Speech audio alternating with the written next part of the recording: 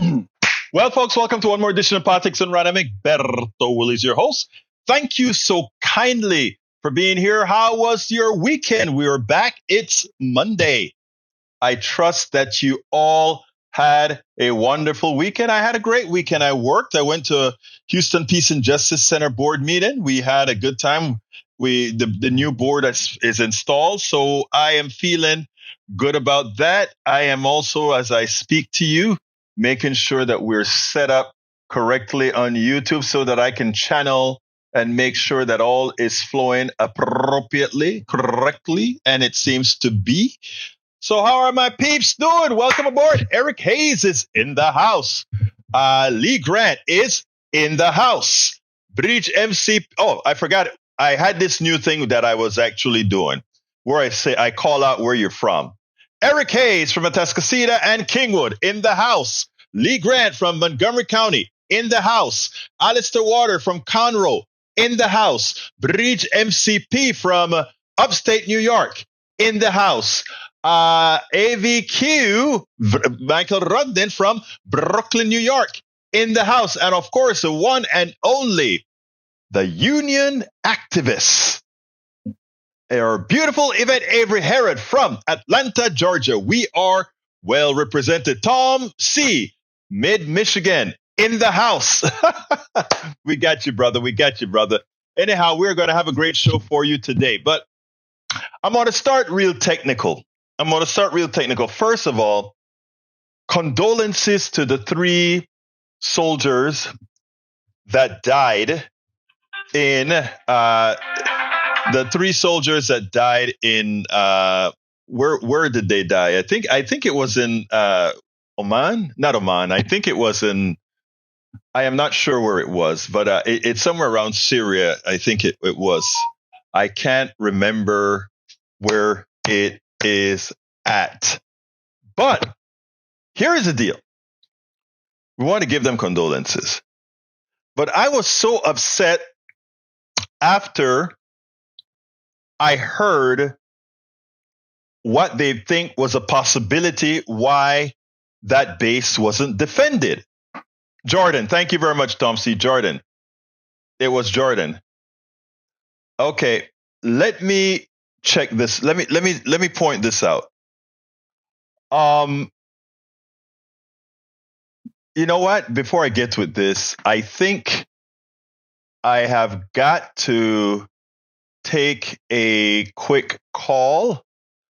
So what I'm going to do is play one of the videos that we have scheduled for today so I can take that call. It's about hypocrisy in the party. So let me go ahead and play that, and then I will be right back with you. In about 6 minutes, it's what it lasts. So we'll be right back with you as soon as I can get it loaded. I got it loaded. I got to take a very important call, and then I'll be right with you. Republican representative from Florida's District 27. Like all the other Republican clones in the House, voted against the CHIPS Act, voted against all the programs, all the bills that really are responsible for rebuilding the economy, putting this economy on a forward trajectory. They continuously, to put a black eye onto Biden, voted against these policies that if they had not passed, they would have hurt their constituents. So again, for ideology, for handing a hopeful defeat to Biden, they put their constituents at risk. But when the money starts to flow, look at what they do. Check this out, and then we'll take it on the other side. So as you see, Maria Elvira Salazar from Florida District 27, the House representative from Florida District 27. She doesn't know. She plays like she doesn't know that she voted against the bill. Oh, I've got to ask my staff. She plays like it's no big deal that she voted against the bill. She doesn't want to talk about it, but she wants to tell FSU, look at the money that I brought you. I am your representative and I brought you this money. What she should have said is, I am your representative. I voted against giving you this money, but Biden and the Democrats decided to give it to you to better your lives anyway. In spite of my bad behavior, in spite of my evil, in spite of me willing to sacrifice you to hurt Biden, I will bring you this money that Biden and the Democrats voted to provide for you. Folks, it's important. All the Republicans that are around this entire country, all the good things that have happened in this economy. Remember, Republicans voted against these policies. They voted against the CHIPS Act. They voted against many of the acts that helped you during COVID. They voted against these policies. That money that you started to receive, they voted against it. Money that you deserve, money that you earn, money that wasn't given to you over decades. Again, money, not a giveaway, but something you earned for what you have done for this economic system. But these jokers, they want to take credit when they're sending out the monies, but to try to put a black eye on the Democratic Party and the president, they'll go ahead and say no.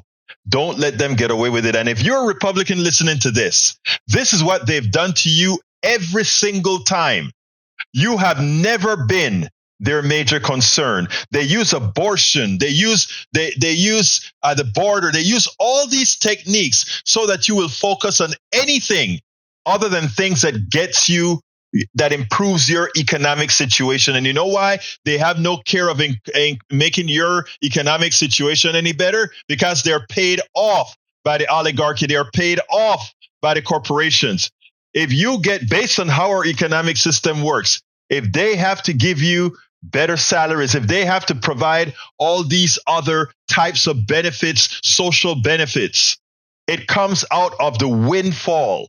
It comes out of the legal theft that we have from corporations, and you buy it and you buy it and you buy it. My Republican brothers and sisters, wake up and see what your representatives, using the big R, what they're doing to you. And exactly that is what we have to get into the heads of many. Look, I don't expect people like, let's say, Eric Hayes to understand what's being done to him, because again, he's so, brother, love you, but you're so tunnel vision with certain prejudices that you cannot see what's best for you. That's fine.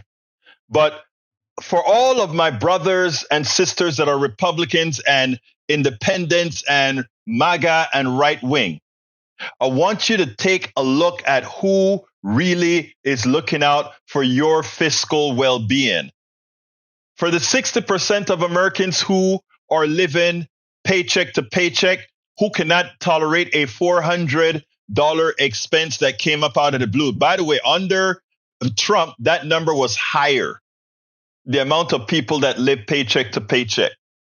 Let's get those things right, okay? And you can look it up if you doubt me. All right, so I forgot what that number was, but it was over the 60% that it is now, since the act that the President Biden has put forth. Anyway, Patrick Barron, welcome to Politics Done Right. Mi nombre no es Gilberto, es Egberto. But I still, if you call me whatever, I'll still answer, okay? All right, let's see what else we got here. Let's see. Michael Rudden says 3 U.S. Army soldiers were killed with the drone attack. We covered that one. Let's see. And Michael Rudden says Vice News. Iran has denied playing a direct role in a drone attack on a U.S. base in Jordan that killed 3 Americans. A statement attributed to the Iran mission to the UN wrote, Iran had no connection and had nothing to do with the attack on the U.S. base. There is a conflict between U.S. and resistance groups in the region which reciprocate retaliatory attacks. Here's what I think America is doing, right? Yes, is Iran giving a lot of these groups their ammunition? Yeah. But are they giving them specific direction to do things? I don't think so. Could they do that if they wanted to? Yes. Could Iran also tell these guys, stop it? Yes. Will these guys respond? Some of them will, some of them won't. But here is the thing, folks. I saw a press conference and I thought it was a reporter that was going to put Sabrina Singh on the spot. And this is how he framed the question. You are saying that he told Sabrina, who worked for not the State Department, but the War Department, the military department. He said, you said Iran is supplying arms to these third-party groups. And because these third-party groups killed 3 Americans, that Iran is responsible for those deaths, right? She says, yes. Okay, good. I thought this reporter, who had a heavy, sort of an accent from, let's say, Saudi Arabia or one of those places, I thought he was going to come and say, well, are you supplying arms to Israel? Yes. Do you bear any responsibility at all for the 26,000 plus dead Palestinians? But he didn't go there. If I were a reporter going there, I would go and say that just because what's good for the goose is good for the gander. I want to know why we have to suffer the pain of what a few people in the Republican Party and the neoliberal Democrats want to do with Israel to murder Palestinians. At this point, a genocide in Palestine. I am sorry. You cannot look at look at the amount, look at what we want to do, because 3 innocent soldiers, American soldiers, were murdered by a drone, by a third party who is doing this because they are there saying you are murdering Palestinians, so we are at war with you, because who is there to defend the Palestinians? I want to show you the symmetry right here. The asymmetry, not symmetry. The asymmetry. 3 dead American soldiers. It's horrendous. My condolences to those people who lost their sons and their daughter. But what about all those body bags that we are seeing day after day after day after day? What about those body parts that we're seeing under the rubble? What about all of that? Should we have the same concern and urgency over those people as well? Those people that had nothing to do with harming any people from Israel? Shouldn't we? I want you all to look at that from a humanitarian point, from a human being. Shouldn't we be more so upset that with our bombs, so much killing is occurring?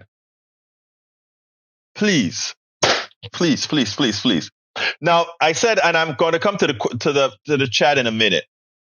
But here's the other thing that got to me. I'm a software developer, and not only am I,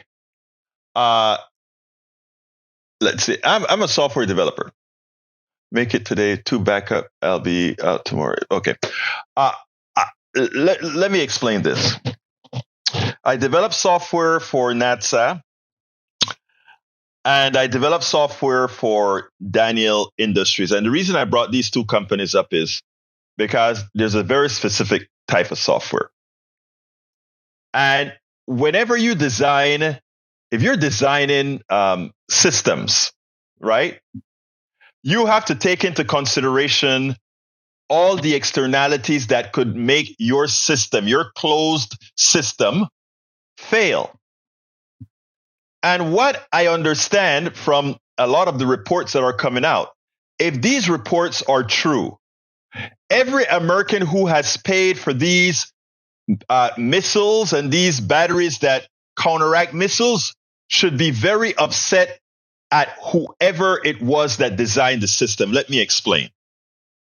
When I heard the news that Well, the possibility is that the reason that drone made it through to that station and wasn't knocked out by one of the batteries at the station, at the base, is because America also had a drone in the sky, right? And they flew their drone as well in the same airspace. So likely the computer system that's shooting the radar and all of that would have been confused. Is that our drone, or is that a foreign drone? And when I heard that that may have been the possibility, the first thing that I said as a software developer, as someone who programs microcontrollers, that's the computer systems that run little devices like missiles and all of that, I'm like, that should not be a problem at all.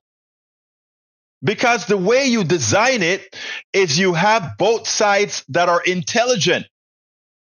The drone in the sky is intelligent, and the radar system that is sending the missiles is also intelligent, and the missiles itself are intelligent. So what happens is the American drone, the missile, and the radar system can talk to each other. And this drone should be able to say, hey, missile, I am at this location, or hey, radar system, I am at this location. If you're approaching me and the signalization is higher, don't hit me. And then you see the other guy, that is the one that's not talking to you. That is how you hit. But it costs more in software engineering to put that type of intelligence in these systems. And it costs more in hardware. Do they have it? They should. For the amount they charge for one missile, the dumb ones, and imaginably what they're charging for the smarter one, it's malpractice. And I'm assuming, first of all, let me just say this. I'm assuming, but I think the mere fact that they say it was a possibility tells me that that is what's going on right now. It is sad that our technology, which is supposed to be top notch, can give an excuse that, well, we took that drone for the drone from somewhere else. Even if they looked identical, or even if they were identical, the software should have been intelligent enough to say, hey, missile, not me. And I'm saying this from experience in writing smart software. That when I say smart software, I mean software that actually controls microcontrollers that make decisions based on inputs that are coming in. But as they say, BS in, BS out. All right.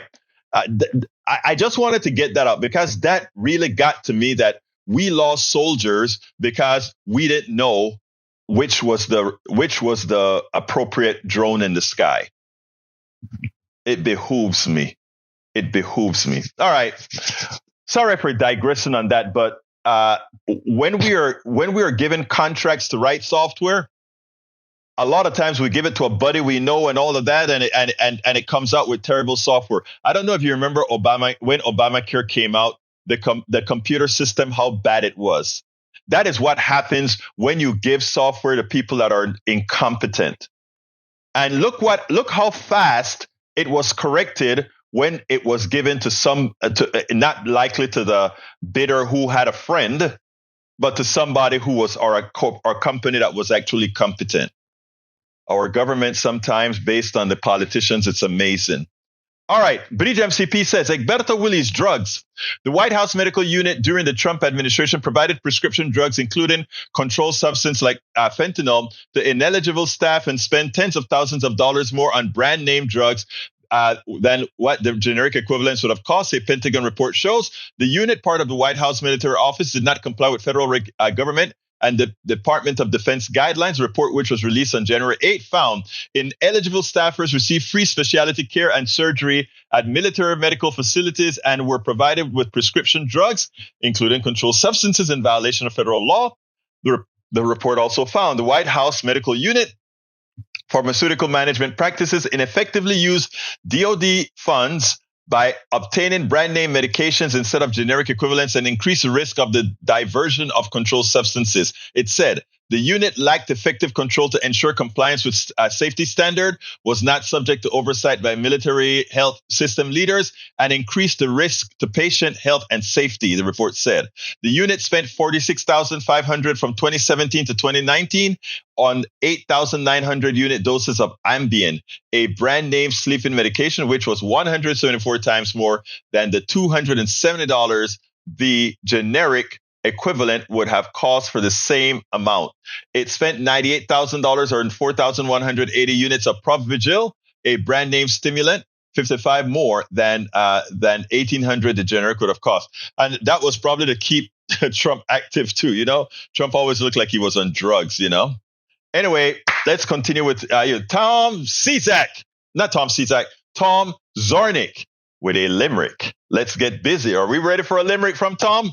You know, Tom is our limerick expert. Let's get busy. Republicans reps say they believe in law and order, but won't even vote to secure the southern border. So no matter what they say, they don't really care about the US of A.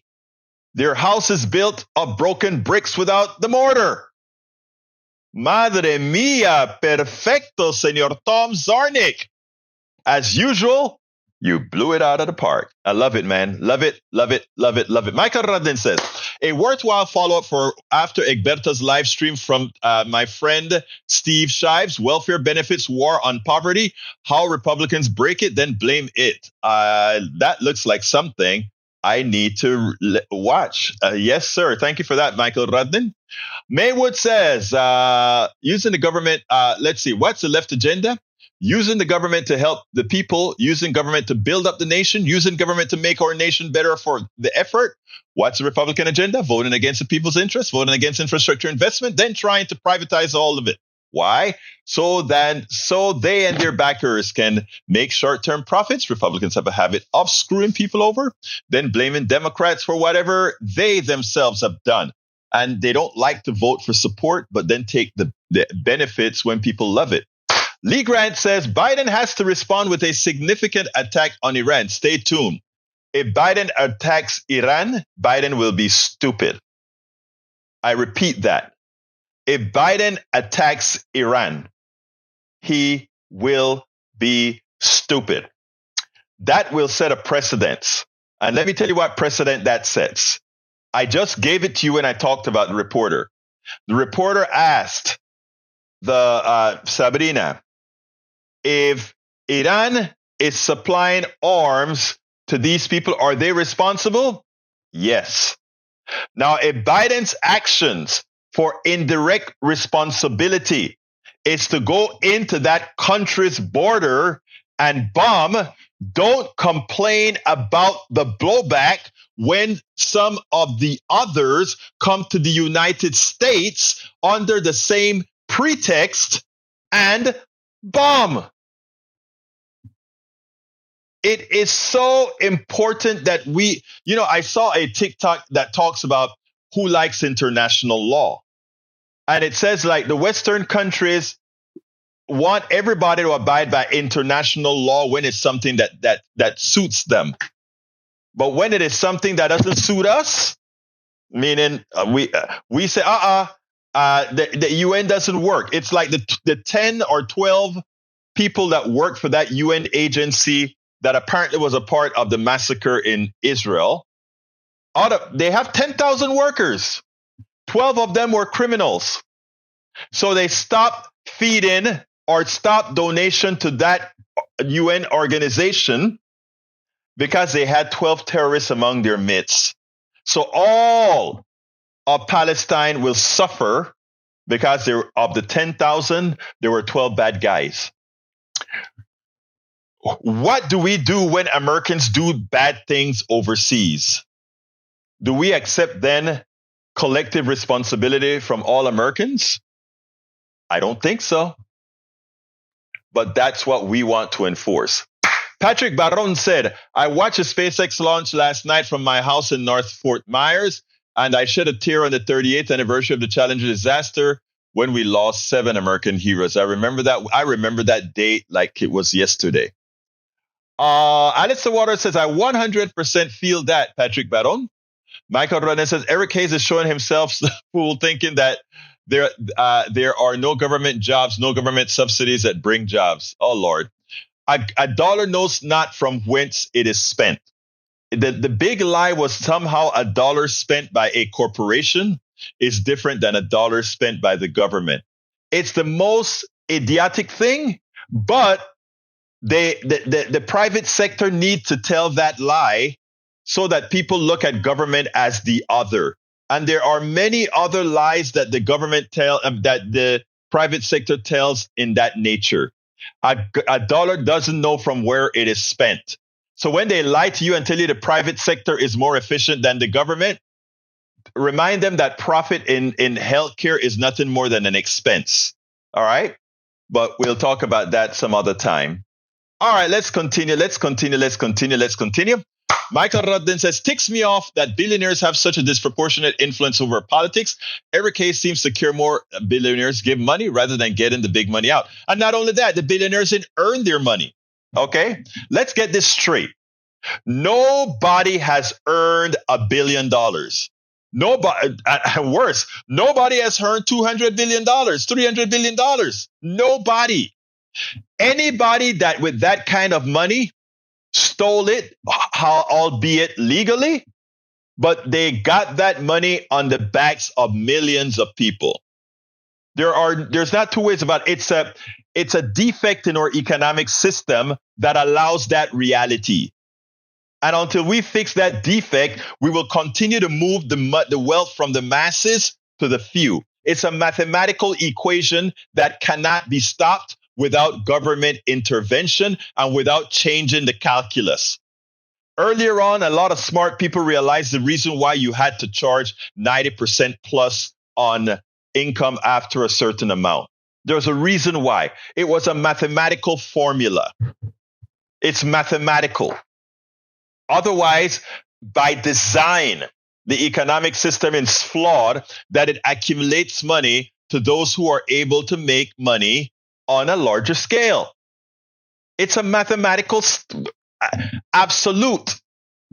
Pero mierda, la gente no entiende. All right. Let's see what else we got here. Alistair says, I think I'm going to start drinking a drinking game. Every time Eric says financial literacy, we take a drink of preferred beverage. Don't do that. You'll be drunk in less than 5 minutes. All right.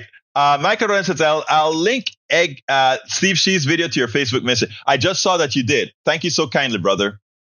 Bruce Pollard said, got here finally. Busy Monday. It's good that it's busy, Bruce. Let's see. We need to get some coffee, Bruce. I haven't seen my big brother in a while since your surgery. We got to go shoot the bull for a little bit. Man, I got like three coffee dates I've been saying, hey, we got to go get some coffee. My buddy just turned 64, and I'm like, hey, we got to take him for some coffee. We haven't done it yet. I got to take some me time and go and have some coffee with some of my peeps, man. All right, let's see. But don't forget, when Alistair came out here to Atascocita, she drove so far from Conroe, I had to go see her. So maybe I'll have to go drive the 2 miles to see Bruce. All right, let's go. What else we got here? Eric says, Egberto, there will be another incident in America. Too many numbers to count. I can't disagree with you there at all. Alistair Water said, I'm no lightweight, but already feeling tipsy. Okay, what else have we got here? I'm scrolling down. See if anybody. Bridge says, Egberto Willis, I tagged you in a post on my wall. Have a look. Racism, and it is funny. I will look, my dear beautiful lady. Bruce Pollard says, I will show you my scare. Please do. All right, we got another video. This one here is Biden. And I really love how Biden spoke on this one. Let's check it out, and then we'll take it on the other side. It seems like President Joe Biden is all in now. I want you to listen to how he addressed Donald Trump. He brought fire to fire. He brought a gun to a gunfight. Check this out, then we'll take it on the other side. Have you noticed? He's a little confused these days.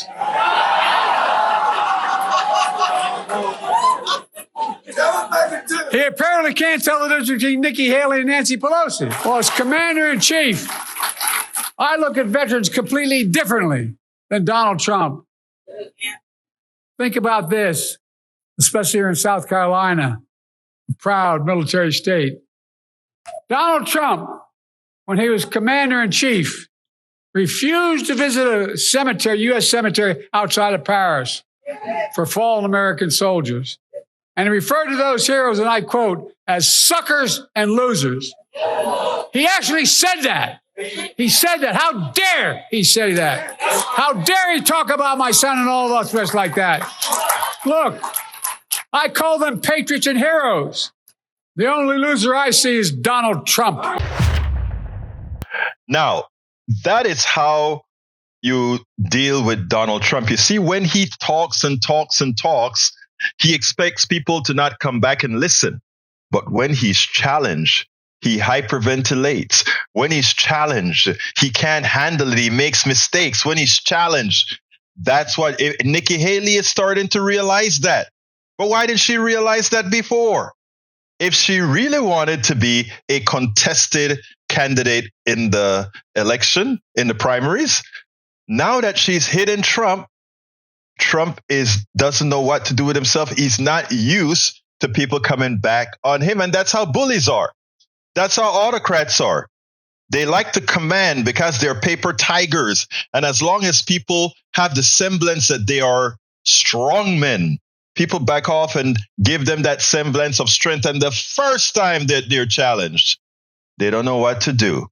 And that is how you keep Donald Trump off balance, both from on his primary side.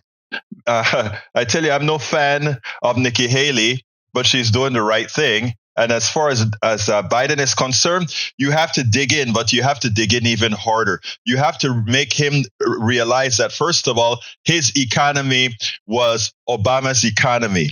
And the economy that Biden replaced was Trump's economy. Let's make sure to have that narrative done appropriately. Absolutely. So, and what I did, I went ahead. The blog that I wrote for this particular thing, there is a paragraph. I'm sorry I didn't have it read. There's a paragraph that I wrote in there that I want people to read in detail. For every one of these videos, I usually have a corresponding blog, right? But the one that I want to read is this. Furthermore, this is a part of the. I think I can actually put it like this, so it's not blinking. I said. Furthermore, Biden's comments about the economy are a strategic move to redefine the narrative around economic success and failure. After all, we must tell the verifiable truth. Trump's initial economic success must be attributed to Obama's policies, and the economic crash in the latter part of his administration to Trump himself.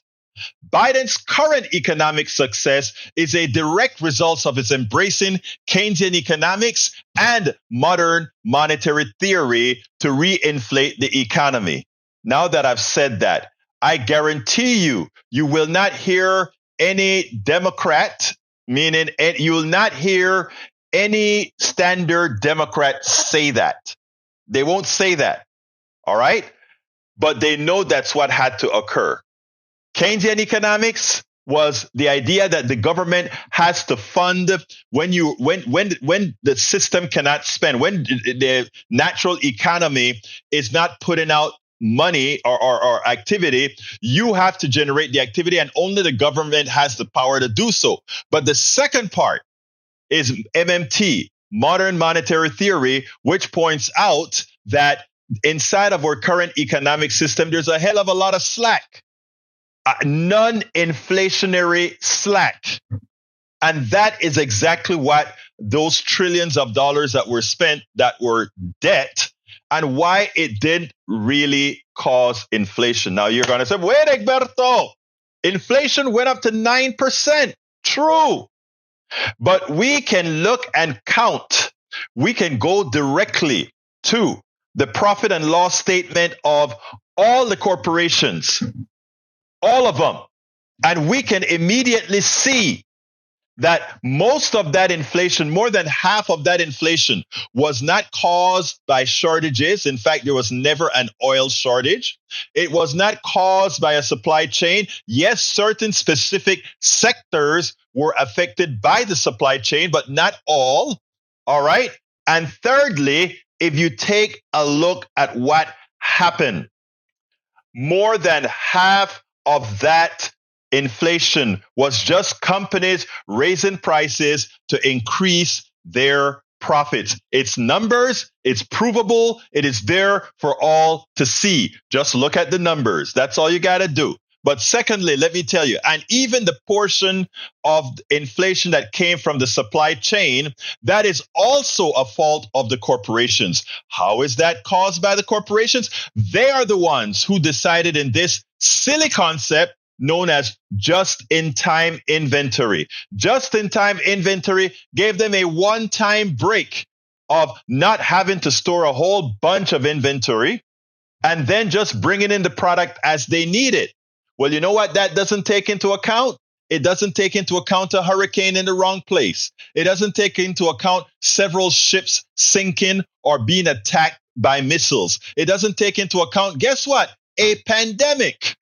And that's why a corporation who is responsible, that's why a corporation who is following who is economically stable would actually say, you know what? JITI is crap. Yes, exactly, Bridge. It's called JITI, just in time inventory. JITI. JITI is crap. In a major corporations, JITI is dangerous. And what happened is we proved its danger, right? People say, oh, we are creating efficiency. You don't want that type of efficiency. That type of efficiency can be existential to the lives of many.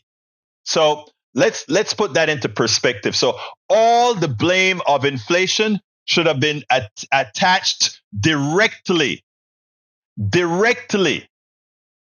to JITI. I know you talk about workaround massive taxes. First of all, it's not massive taxes. And secondly, it only works one time and thereafter it doesn't. And that's what people, that's how short-sighted American business is. JITI works one time, right? You don't have the constant cost anymore. It's gone. All right. You don't have it anymore. It's superbly stupid. And you'll have all these economists talking about JITI until you have a pandemic or until you have a hurricane. And guess what? In a world where they don't want, and listen to this well, in a world where they don't want to acknowledge climate change, which means we're going to get worse storms, in a world where we don't want to accept pollution, which means we're going to have areas where people are going to get sicker, somehow we want to have our cake and eat it too. We don't want to fight climate change, but we want to institute JITI, which climate change make your supply chain more vulnerable, but we hold on to it. I'm telling you, billionaires didn't earn their billions at all. Billionaires did not earn their billions because they're not all that smart. They're smart in saying, I want to maximize how much money I make. And no matter what the consequences are, as long as I'm making money, many times on your backs. JITI, let me tell you, when JITI is done correctly, Breach, it's no longer JITI, right? Because when it's done correctly, it's no longer JITI. JITI means I get the product here when I want to put it into the product that I'm making, right? In other words, I get the product here, bam, that's when I need it. As soon as you break that, as soon as you say, well, I make sure I have 3 months supply or 6 months supply, it's no longer JITI. So JITI simply doesn't work. You know, it just in time inventory is a recipe for disaster, as we have seen during this last time. Okay. Let's see what else we got here. What else we got here that I'm missing? All right, I got one more. Let's see. Bridge says she agrees. Absolutely, my dear, beautiful Bridge. Mike Cisak says, it's obvious no one here on the left understands taxes and how they're applied. Brother, I had to do with my company taxes, sir. Not only did I have to use the inventory schemes, Section 179 included, which made it quite easy for me to depreciate assets in an interesting, nice way, right? So no, I get it. And I get why these guys want to do things. They're only interested in the money, not in what happens to people when you don't have statistics. When you write programs, I want to tell people about I write software, mechanical engineer whose business was software engineering, and I wrote a whole lot of software. And writing software is very simple. Doing step 1, step 2, step 3, step 4 in what they call a von Neumann type system. That just means one instruction occurs under the other when you're programming a computer. Then you get parallel systems where you are multitasking, multi-processing systems where you have several things occurring simultaneously, right? You have that kind of a thing. Though the difficulty in programming is not writing the program to do what it is supposed to do. That is very easy, and anybody can do that. The difficult part about programming are the exceptions. That is what causes every problem. You have a spaceship going through space, and it's following all the rules. And then there's a rock that comes in front of the space, and the sensor picks it up. That's an exception. What do you do to mitigate that? And then how do you correct? You have an airplane that is flying nice and straight, and then there's turbulence. If you take a look at when there's turbulence and you look outside on the wings, you see the flaps. Oh, let me get the books off. Oh, but before I'll advertise the book, you see the flaps doing all these kinds of things, right? That is what's known as using a whole lot of feedback control. Those are the exceptions that are constantly occurring as the plane is flying in a turbulent flow. Okay? And that is the most difficult part of programming. Not any, and Michael says, Egberto, you overestimate people's ability to do computer programming. I don't know, Michael. I think most of us, if not all of us, can really learn how to program. If you can do a program in BASIC or PLM or Fortran or Pascal or any one of these languages, I think, or rather, if you can speak English and if you can go 1, 2, 3, 4, you can program. The part that's difficult is writing multiprocessor, multitasking, and exceptions in programming. And interrupt comes in. What do you do? That's a difficult part of programming. And when I explained earlier on about the missiles not being able to determine if it's a friendly drone or a incoming military drone from another, enemy drone, those are exceptions, right? And whoever did the software didn't do the exception appropriately. So that is what we have to take into account. Anyway, so I hope that little lesson. Yeah, that Skype came in. I don't know how that happened. There are so many different inputs into this computer that people can get to, or different phones. It's amazing. Anyway, I got another video. This one here is Nikki Haley about, let me just play it, and then we have one last video after this one. So let's go ahead and play Nikki Haley, because she seems to be getting a spine a bit. Check it out. Well. Donald Trump, first of all, is having a bad day. He lost the Agent Carol, $83 million he owes her. And he has Nikki Haley on his tail. Is she going to make it? Are things going to change? Well, I don't know. Let's see what happens over the next few days. But you know what? Nikki Haley had a commentary where she pretty much told Republicans what they can expect out of Trump. A lot of losing. She didn't mince her words. Check this out. With Donald Trump, Republicans have lost almost every competitive election. We lost the Senate. We lost the House. We lost the White House. We lost in 2018. We lost in 2020. And we lost in 2022. Yep. I want folks to remember one thing. Donald Trump has never won a contest at all. Every single time he faced the American population, whether directly or indirectly, he has lost. He has never won. So what you have to ask Republicans who continue to fear him, who continue to support him, what exactly is your fear about him? Or just maybe, is there something happening behind the scenes we don't know about? We spend a lot of time deconstructing the news, trying to parse it into a form that everybody can understand. We try to find those little nitpicks where it flies above the fray, etc. If you really like these videos that we do, I want to ask a big favor. Please go ahead. Number 1, subscribe to our channel. And number 2, please join if you can. Thank you so kindly for watching. Keep watching. Please remember to share. We must populate the entire internet with our progressive message, a message that we know is what most Americans say that they want. So help us, please join. Absolutely join. Anyway, so yeah, Nikki Haley nailed it. Let's see, Egberto, has Trump already paid the amount to Carol or have the appeals delayed yet? No, he hasn't paid it yet. I don't know when he's going to. I don't think anybody's going to sell him a bond. So if he's going to have to liquidate and get that $83 million in escrow. I've always thought that Trump won't learn his lesson until he's forced to pay up or until he actually gets into prison over the 91 charges. I agree. Egberto, what is this video? Trump privilege on UTalk. The Trump privilege on UTalk. I tell you what, I'll play it right now. I was on a talk show, and this is what I did at the talk show. Let me go ahead and put it on. Finally, Biden is state. Let's see. Politics and right. I think this is it. I think this is a video. Let me go ahead and play it. Egberto.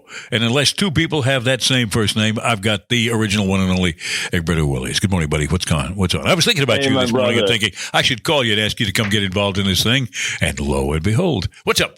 Well, I like to listen to you, man. I just listen. That's all I need to do, listen. But I just, when folks kept on talking about Trump, something came across that I heard. I don't remember what channel, what news yesterday, and it had to do with the normalization of Donald Trump. And, I even in the conversations that I'm hearing here, when I hear things like Donald Trump, if he'll just change his demeanor, etc., he could be president again. And the thing about it, sadly, that is true. If he changes his demeanor, if he tries to be who he isn't, he could be president again.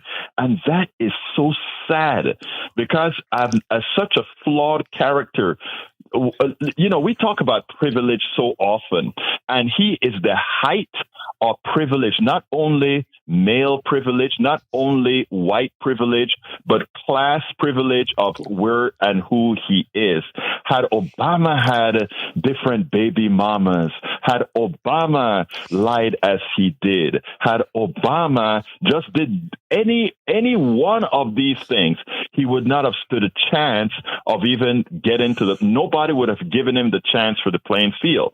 And I think so often we in the media as well normalize this guy that gives him the plausibility to be president. This guy was never qualified to be president. This guy was never qualified for anything that he has attained. But we, in speaking about him and in the way we speak about him, we give him that plausibility.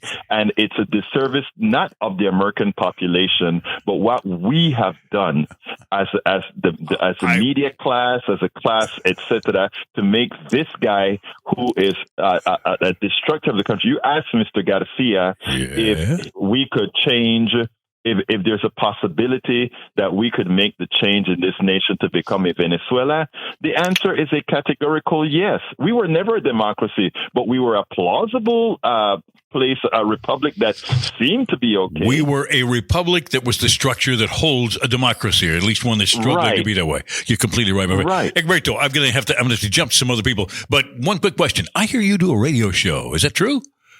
Yes, sir. Where do you do that radio show? At 6 o'clock, I do Politics Done right before Democracy Now. Yeah, my friend, on KPFT 90.1. And it's a great show, by the way. And if you don't get up early, well, then go download the archive of his show. It's a great, it's unusual. You got a great mind, my friend. I love listening to you. Thank you for giving me a little chance. No, thank you, my friend. Thanks for bringing your mind to the game this morning.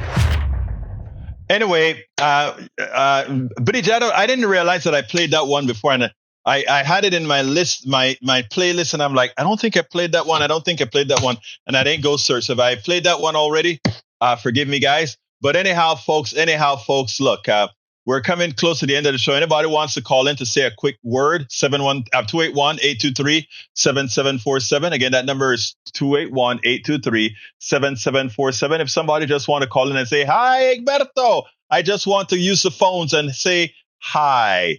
You know, I'm always here to serve. That is when I gave up on my software company, like I tell people, I'm about 90% poorer now. Right? And I'm not kidding you. 90% poorer, but I'm 1,000% happier because I feel like I'm doing something to change this country and my little part, but to give my daughter a better life, to give my daughter a better life. All right, come on in, my dear Ray. How are you doing, my brother? Talk to me. Ray? Yes, sir. Okay, I was just giving you a buzz to let you know your phone is working. But I've been doing some housekeeping while I was listening to you, so I didn't really have a chance to call in. But good show, though, and I definitely appreciate you sharing what that dude said. And I want you to keep on shouting it from a mountain. If Obama did half of the stuff. Right. If he did a penny's worth of the stuff that Trump did, he would be canceled. But you know what? What I get, Ray, this part that really gets me. All these baby mamas, Donald Trump is the exact caricature of what many on the right would make the black man to be. An irresponsible, womanizing, multiple children with a bunch of women, having women have abortions all left and right, grab women. But all these things that they like to caricature black men with is what Donald Trump has done. And notice I said caricature because I don't know about you, Ray, but I don't know any black men that do those things that I just described Donald Trump does and the caricature of black men. I don't know those people, right? And I know that's not you. I know you. Either. It's not you. I don't know these people. But the caricature that they make, remember what we talk about projection. Projection is projecting your own character onto somebody else and try to accuse them of it when it is you who have that bad character. And that is what it's all about. Oh. Hey, I got to go. It's at 4:00 and I need to put my ask on the screen. So, Ray, thank you as usual for listening and calling in, my brother. Yeah, and just one last word. Let's shred the paper tiger. That's all. I love that. Shred the paper tiger. Anyway, folks, thank you so kindly for being here. I love you all. My lefties, my righties, my MAGA, my everybody. Because together, we are the ones who have to change the world. Please support the station. Please go to politicsdoneright.com/support. politicsdoneright.com/support. I created a new link, though. If you go to politicsdoneright.com/info, you get to all of our properties, meaning it has links to Facebook, Instagram, TikTok, everything. You know, I found a way to do a link tree that looks real appealing. Go to politicsdoneright.com/info and it takes you to every part of the Willie's media infrastructure. Take a look at it and check it out. But anyway, please consider supporting our newsletter. The newsletter is free, but anybody who become a paid subscriber, they get access to all of my books, both the books that I have done now and any future book that I write. That's my promise to you. If you just become a paid subscriber of our newsletter, we need we need hundreds more paid subscribers to our newsletter. So I ask you, if you have the wherewithal, go to politicsdoneright.com/newsletter. I promise you, all these books that you see scrolling on the screen, you'll have access to as a paid subscriber of Politics Done Right. As usual, I want to thank you for your ears. Thank you for your eyeballs. Please remember to share what we do. Love you all. We're going to change this country and make it better for all of us. My name is Egberto Willis. This is Politics Done Right. And you guys know how I end this, baby. I am what? Out. We spend a lot of time deconstructing the news, trying to parse it into a form that everybody can understand. We try to find those little nitpicks where it flies above the fray, etc. If you really like these videos that we do, I want to ask a big favor. Please go ahead. Number one, subscribe to our channel. And number two, please join if you can. Thank you so kindly for watching. Keep watching. Please remember to share. We must populate the entire internet with our progressive message, a message that we know is what most Americans say that they want. So help us, please join.